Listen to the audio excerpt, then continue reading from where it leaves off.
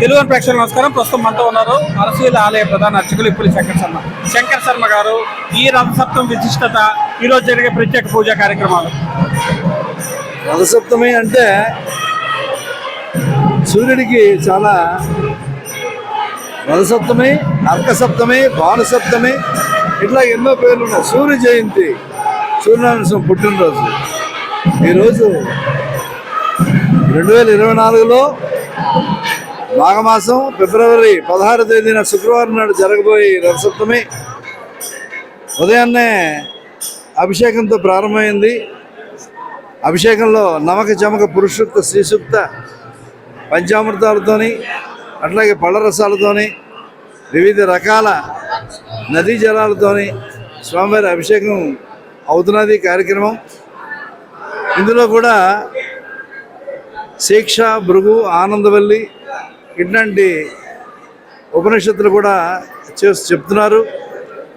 అట్లాంటి సూర్యనారాయణ స్వామివారిని ఈ అభిషేకం రాత్రి 1 గంట నుంచి ఉదయం 7 గంటల వరకు ఉంటుంది. 7 గంటల నుంచి కూడా స్వామి నిజరూప సేవ ఉంటుంది. అత్యంత అరుదైన శాలిగ్రామ శిలతో మలచబడిన సూర్యనారాయణ స్వామి విగ్రహం, 7 గుర్రాల రథం, అనూరు రథసారథి, ఛాయా ఉషాపద్మిని 3 భార్యలు, మాటర పింగళ ద్వారపాలకులు, సనక సనంద మహామునుడు ఛత్రచామరం వేస్తూ 2 హస్తాలతో 2 పద్మాలు పట్టుకొని స్థానభంగిమలో వైజయంతి రథం మీద నిల్చున్న సూర్యనారాయణ స్వామివారిని చూడడానికి భక్తులు కోకొల్లలుగా వచ్చి దర్శిస్తున్నారు. ఈ నిజరూపం దర్శనం మధ్యాహ్నం 3 గంటల వరకు ఉంటుంది. 3 నుంచి అలంకార సేవ ఉంటుంది.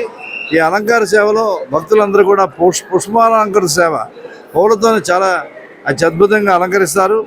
ఆ స్వామిని చూడడానికి అట్లాగే వచ్చి రాత్రి 10:30కి ఏకాంత సేవ, పౌళంపు సేవతో ఈ కార్యక్రమం ముగిస్తుంది. కాబట్టి భక్తులందరూ కూడా స్వామివారిని దర్శించి తరించాలని కోరుతున్నాం. అత్యంత అరుదైన ఈ ఒరిజినల్ శిల గురించి, ఈ తరహా శిల ఇంకా విగ్రహం ఇంకెక్కడైనా ఉన్నాయా మన దేశంలో?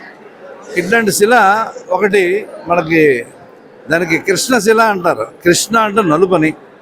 అట్లాంటి నలుపు శిల మనకి ఉన్నది రియాలి జగన్మోహిని కేశవ స్వామి. ఆ తర్వాత మనకు ఉత్తరాఖండ్లో ఒక దేవాలయం ఉంది. ఆ దేవాలయంలో కూడా ఇట్లాంటి అరుణశిల ఉంది. దీనికి అరుణశిల అంటారు. ఇట్లాంటి శిలలు చాలా అరుదైనవి. అది దేవ నిర్మితమైన తప్పించి మానవ నిర్మితమైన కావు, ఇక్కడ దొరికినవి కావు. ఎందుకంటే అత్యంత అద్భుతంగా దగ్గర మలిచి ఆ స్వామివారి ఈ రూపాన్ని ఆ దేవేంద్రుడు ప్రతిష్ఠ చేశారు. కాబట్టి అది ఇంద్ర నిర్మితమైనది. ఆ శిల్పి అంత అత్యద్భుతంగా ఆ స్వామివారిని మలిచారు. అట్లాంటి సూర్యనారాయణ భగవానుడు మనకి ఈ శ్రీకాకుళంలో అరసవెల్లి గ్రామంలో ఉండడం చాలా అదృష్టం. అందరూ కూడా భక్తులందరూ కూడా మనకి 2 దేవాలయాలు ఉన్నాయి. ఆ 2 దేవాలయాలు కూడా శ్రీకూర్మణ క్షేత్రం. కూర్మనాథ స్వామి అవతారాలు, 10 అవతారాల్లో 2వ అవతారం. అట్లాంటిది ఎక్కడా లేదు. అట్లాగే సూర్యదేవాలయం చాలా ఉన్నాయి, కానీ పురాతన దేవాలయం మాత్రం ఇది ఒకటే ఉంది. కోణార్కులో అక్కడ విగ్రహం లేదు. ఒక ఆర్కిటెక్చర్ అంటే శిల్ప సంపద ఉంది. శిల్పాన్ని చూడడానికే భక్తులందరూ కూడా వెళ్తుంటారు.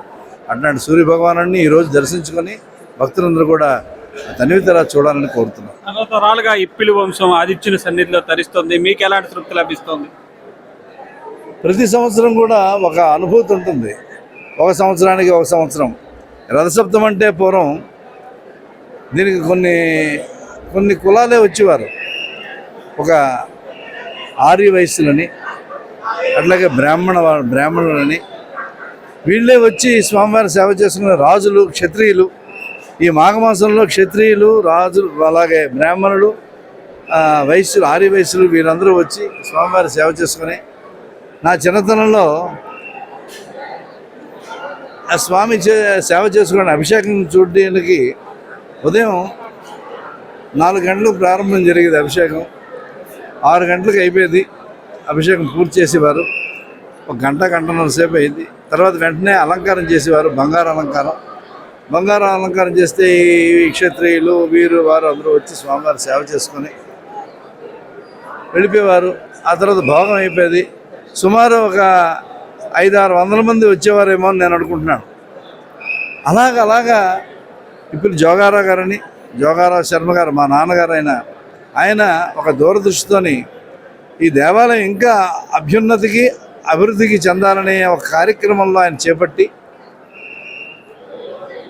దీన్ని ఎలాగైనా భావితరాలకి ఇంకా చాలా చక్కగా ఇది అందరూ చూడాలి, ఒక క్షత్రియులు వీళ్ళే కాకుండా అందరూ చూడాలని సంకల్పం చేత ఆయనకి మా తాతగారు వాళ్ళు కూడా ఇంగ్లీష్ వారి టైంలో హరిజనుల్ని కొన్ని తెగల వాళ్ళని కూడా దేవాలయాన్ని ప్రవేశింపచేశారు. మా చిన్న సన్యాసులు గారు పెద్ద సన్యాసులు గారు ఎక్కడ 1910లో అట్లాంటి మహనీయులుగా కడుపును పుట్టిన జోగారావు శర్మ గారు వారు ఏం చేశారంటే ఇది అందరికీ దక్కాలి అని చెప్పి దీనికి ఒక 50 రూపాయలు 25 రూపాయలు టికెట్ పెట్టి అభిషేకానికి అలా పెడితే ఒక 50 మంది 100 మంది వచ్చేవారు.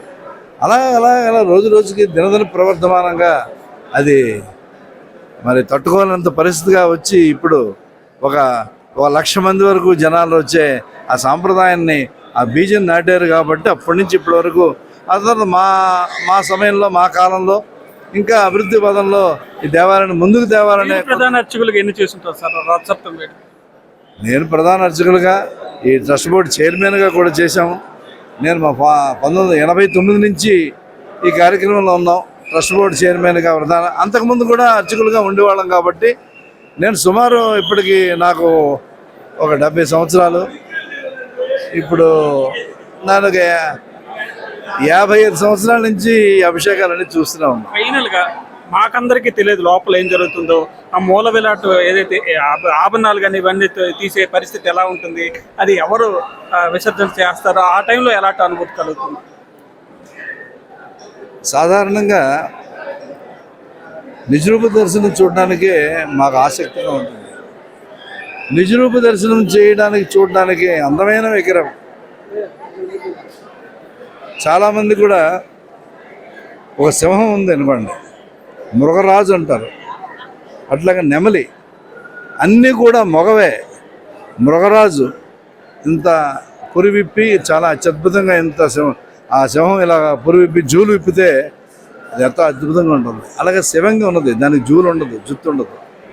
అట్లాగే నెమలి, ఆడ నెమలికి ఉండదు, మగ నెమలికే మించి అంతా ఉంటుంది. అట్లాగే కోయిల మగదే, చాలా చక్కగా పాడుతుంది. అలాగే చిలక, దానికి ఎంతో ఓదారంగా మగదే.